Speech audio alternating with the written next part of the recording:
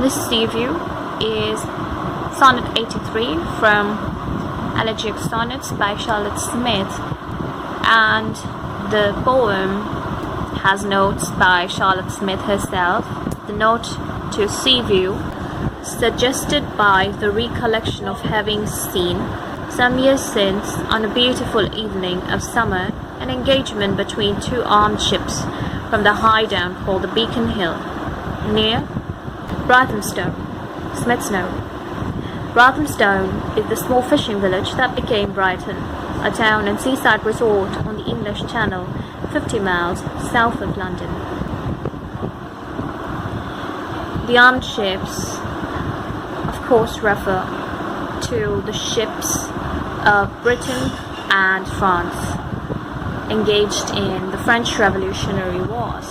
The French Revolutionary Wars lasted for almost a decade, and France was pitted against monarchies like Great Britain and Prussia.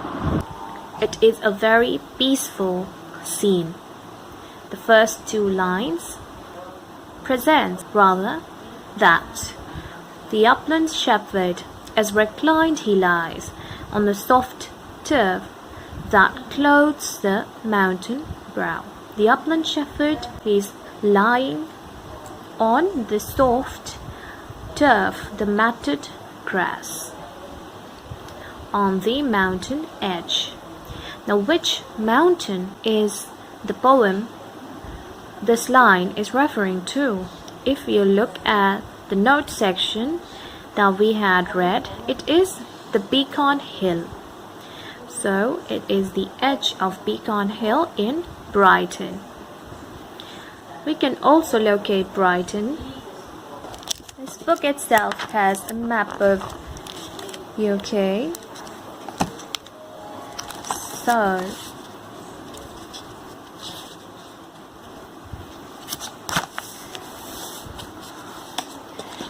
this is the southern part, and you can see that's the English Channel, so there's water all around. That's France, and the battle was between France and Britain.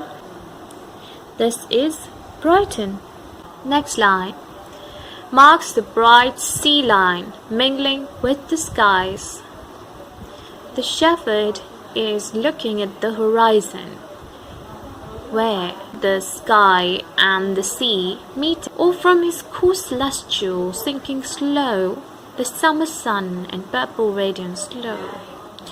So the shepherd is looking at the horizon, or we can assume that he is looking at the setting sun, which is setting from his celestial course.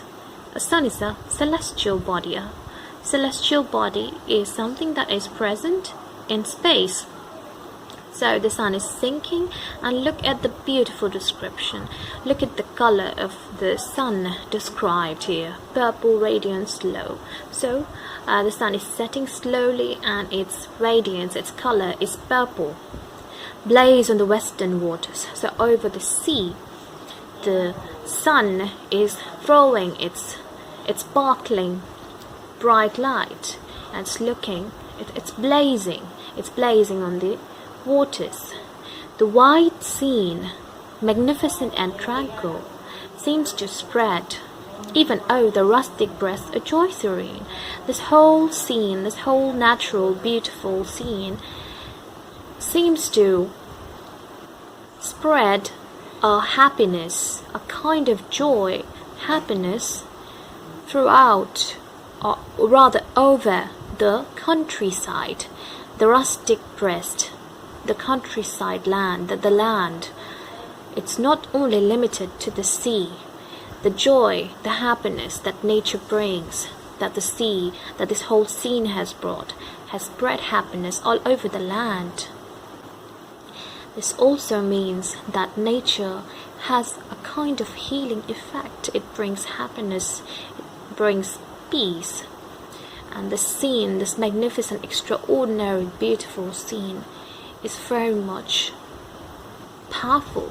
The description if you see. The description is so powerful, intense, and the words used here, magnificent, tranquil, joy, serene, all these are optimistic, happy, positive words. The next part of the sonnet, if you look at it, it's completely different. It's like a turn of events. Look, when, like dark plague spots by the demon shed. When, like the dark plague spots. Plague is an epidemic. Does it bring joy? No, it brings sadness, it brings death, it brings suffering. When like dark plague spots by the demon's shed, charged deep with death, upon the waves, far seen, with the war-freighted ships. So, on the waters, we see these plague spots. These plague spots are nothing but the warships, the battleships. And these battleships, they are the plague spots. They are bringing death. They bring death because they are engaged in war. They're engaged in battle. Look here. Dark plague spots by the demon's shed. Sadness, the death, the suffering associated with plague. It cannot be assumed to be brought by anything good. The poet is referring to the demons, the evils. The evils bring the plague in the same way. There's warships. These are signs of the evil. Look at the color imagery drawn in the poem. And fierce and red, flush the destructive fire. The battleships are engaged in war, so they are firing, and the destructive fire, what does it do? The mangled, dead and dying victims and pollute the flood. The mangled dead, the mutilated, the disfigured dead, the dead people, the victims of a war, when they fall, when they die on the waters, what happens? The water, the sea, it has been polluted. Flood is the sea, the water body. These corpses, they pollute nature, they pollute the flood.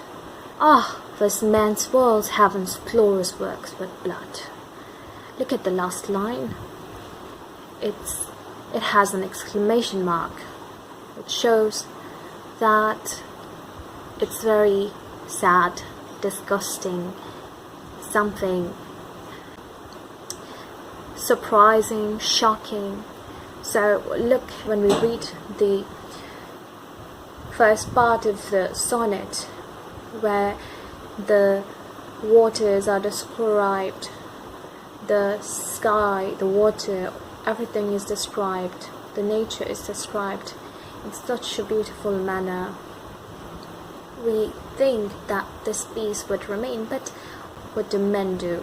They spoil nature, they spoil the happiness that's there from heaven, from God. God has gifted human beings this beautiful world, the nature. And what do we do? What do human beings do? They spoil heaven's glorious works. With what? With bloodshed.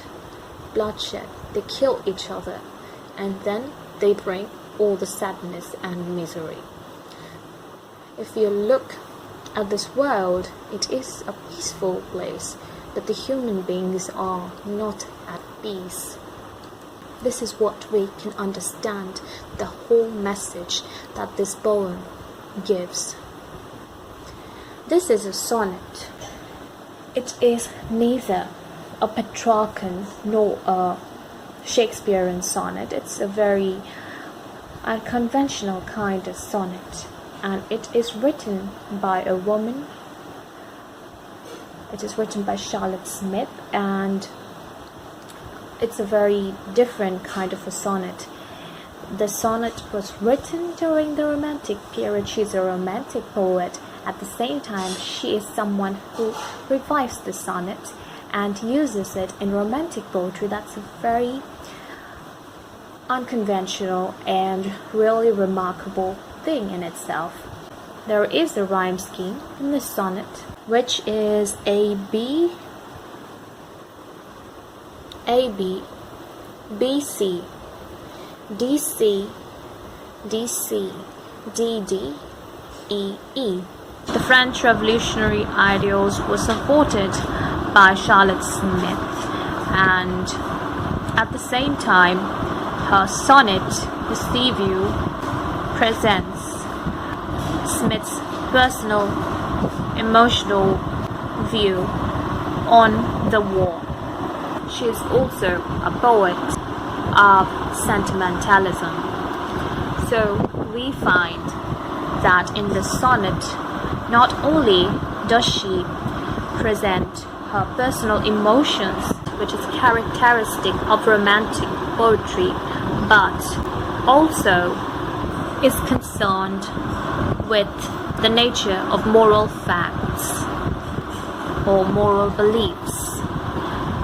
That is what is right and wrong, exemplified by the impact the war has on beautiful nature. Her description of nature is scientific and factual, even though it has the power and description of connecting personal experience with nature. So her writing, her style is quite distinctive from other romantic poets. Her work influenced famous romantic poets like Wordsworth and Coleridge. The sonnet has two important themes, that is, of melancholy, a bleak sadness, and at the same time, nature prevails in her sonnet.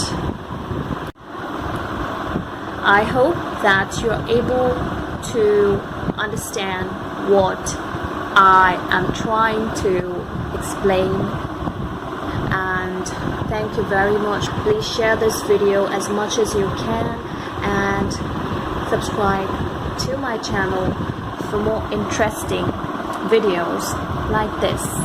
Bye.